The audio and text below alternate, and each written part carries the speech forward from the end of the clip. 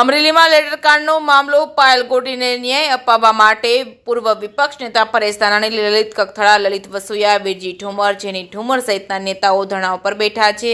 નારી સ્વાભિમાન આંદોલન રાજકમલ ચોક અમરેલી ખાતે 24 કલાકના ઉપવાસ ધરણા ઉપર કોંગ્રેસના આગેવાનો ધરણા પર બેઠા છે.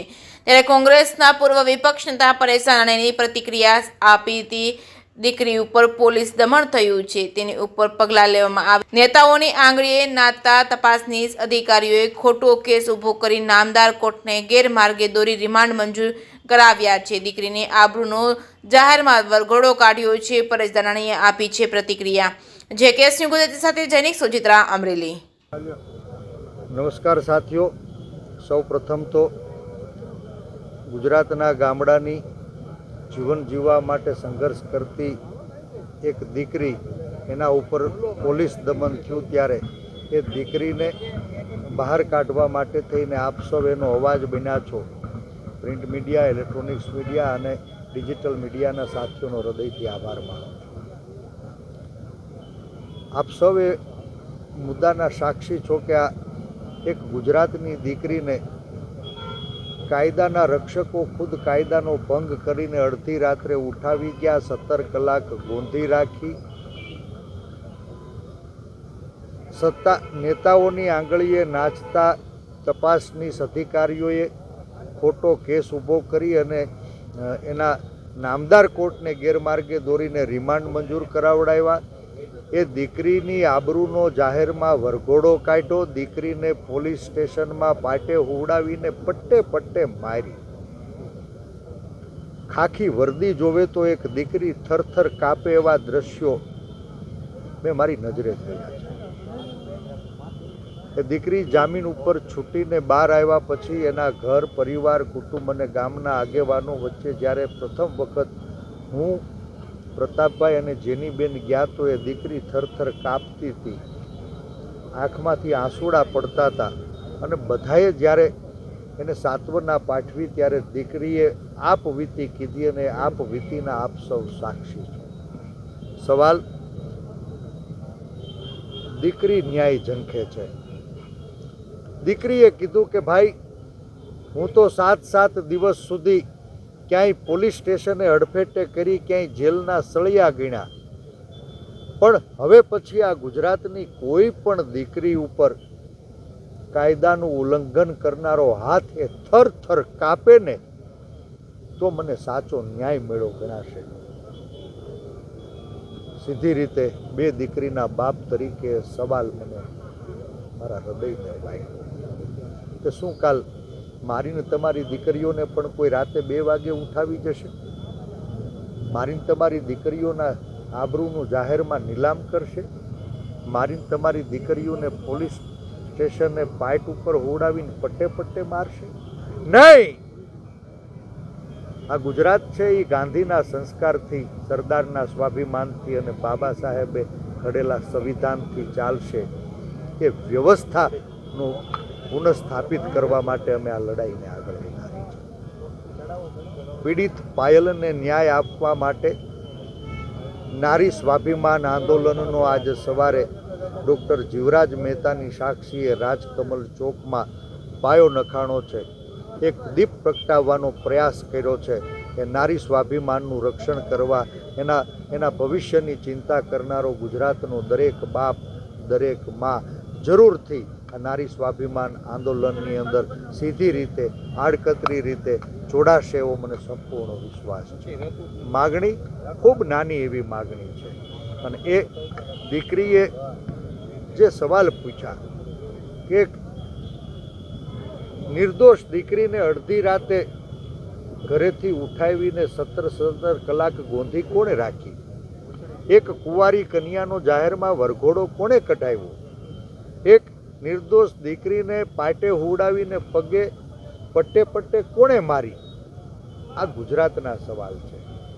દીકરી ઈચ્છે છે કે મને ન્યાય મળે.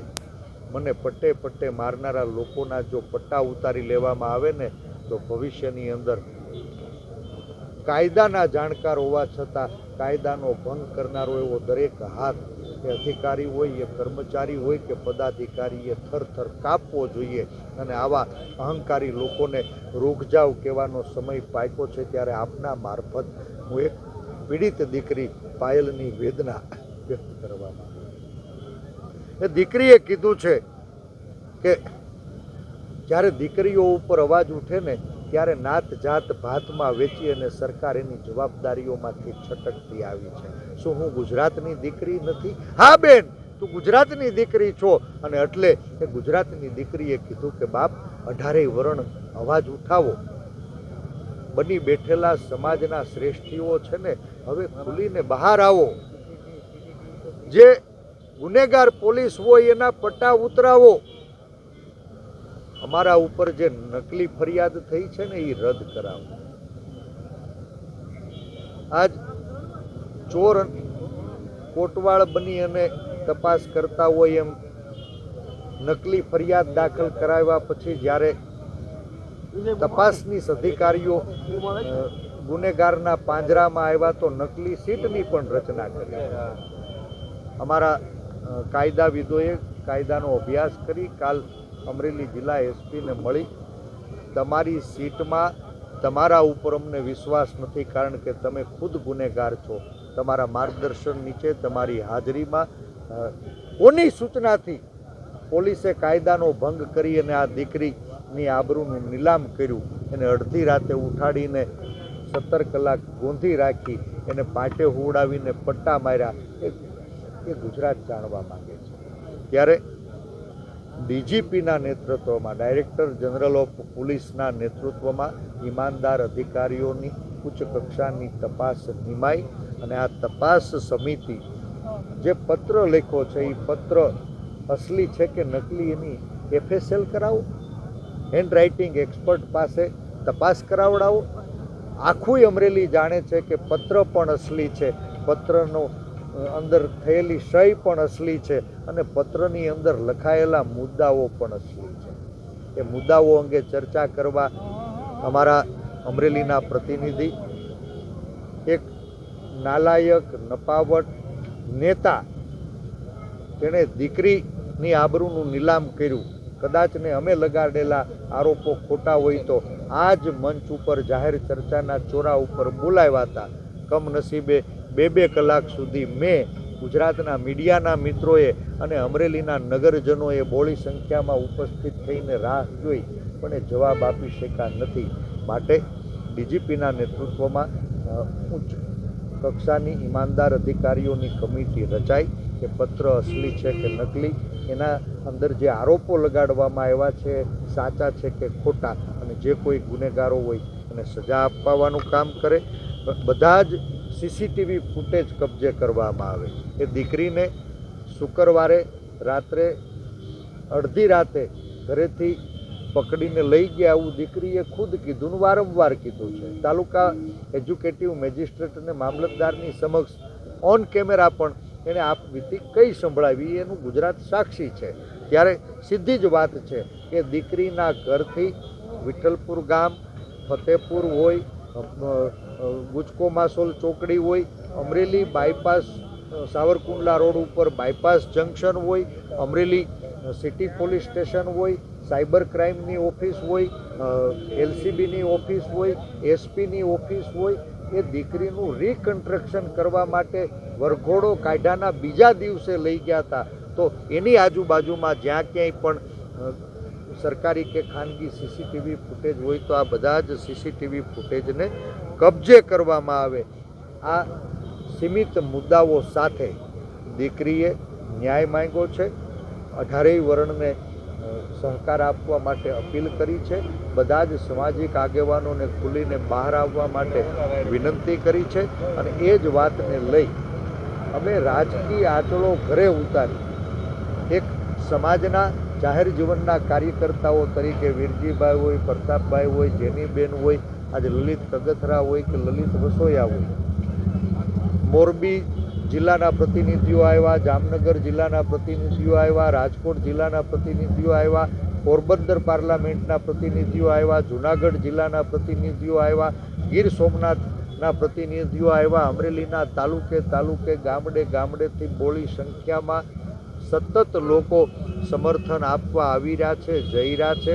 અને સ્થાનિક નેતાઓએ તો દાટ વાળ્યો છે, નેતાઓની આંગળીએ નાચીને આ કૃત્ય થયા છે.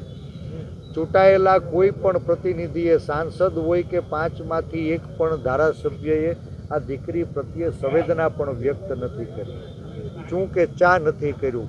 ત્યારે માનની દાદાને વિનંતી કરું છું, એક ટકોય સરકારમાં સંવેદના બચી હોય તો કાલે સવારે 10 વાગ્યા પહેલાં આપ જે કોઈ ગુનેગારો હોય એને આકરામાં આકરી સજા અપાવો.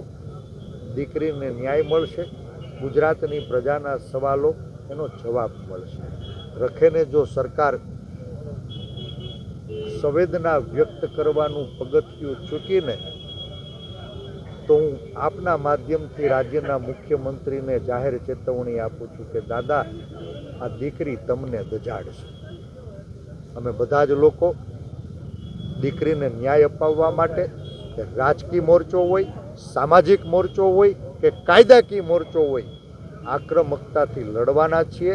આ આંદોલનનો વ્યાપ પણ વધારવાના છીએ, આંદોલનની આક્રમકતા પણ વધારવાના છીએ. અને રખે જો સરકાર ન્યાય અપાવવાનું ચૂકી, ન્યાયમાં વિલંબ કર્યો તો એ સરકારને પણ આ દીકરી દજાડશે. આ શબ્દો દાદાને યાદ કરાવજો.